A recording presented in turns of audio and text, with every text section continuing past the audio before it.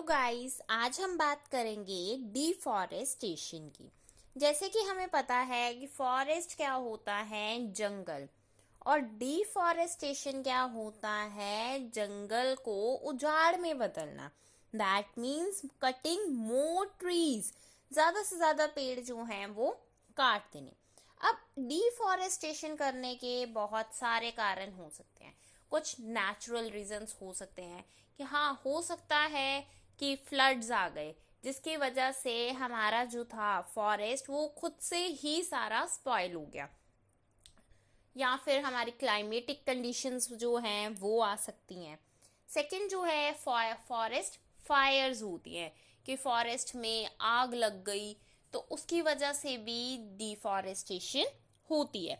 Third reason जो है वो बायोटिक रीजन है, जिसका मतलब क्या है कि जो फॉरेस्ट में क्या होता है, ट्रीज इंसेक्ट्स खा लेते हैं कई बार, जिसकी वजह से कोई कीड़ा लग गया किसी पेड़ में तो वो पेड़ क्या हो जाएगा, वो खराब हो जाएगा, जिसकी वजह से डिफॉरेस्टेशन हो रही है।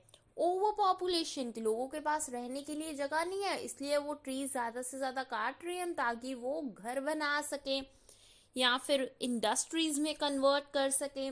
और कई बार तो ऐसे होता है कि क्रॉप्स को ग्रो करने के लिए, एग्रीकल्चर पर्पस के लिए भी इनको डिफॉरेस्टेशन किया जाता है।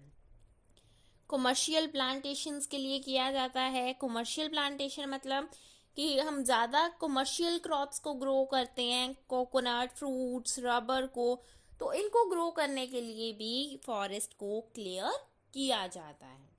तो इस तरह से जो है वो डिफॉरेस्टेशन एशियन कंट्रीज में की जाती है।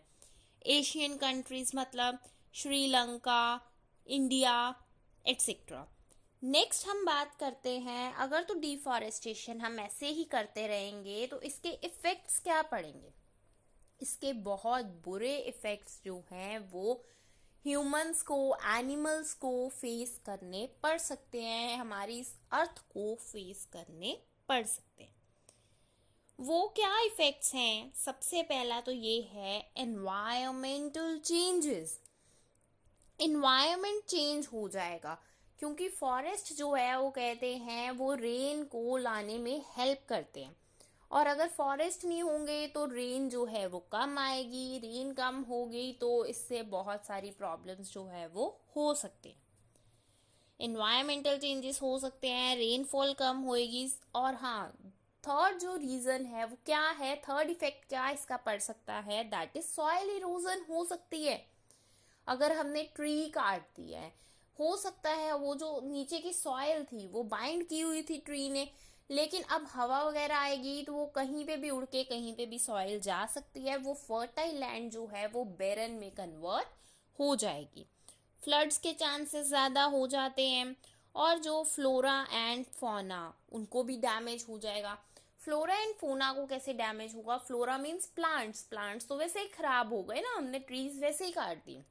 लेकिन लेकिन फौना, एनिमल्स, एनिमल्स जो कि घास फूस खा के बड़े हो रहे थे, ट्रीज के पत्ते खा के बड़े हो रहे थे, अब ट्रीज ही नहीं रहे तो वो क्या खाएंगे? How will they survive? हो सकता है कि उनके लिए वो पेड़ के नीचे रहना उनका शेल्टर हो, तो उनको भी इफेक्ट करेगा।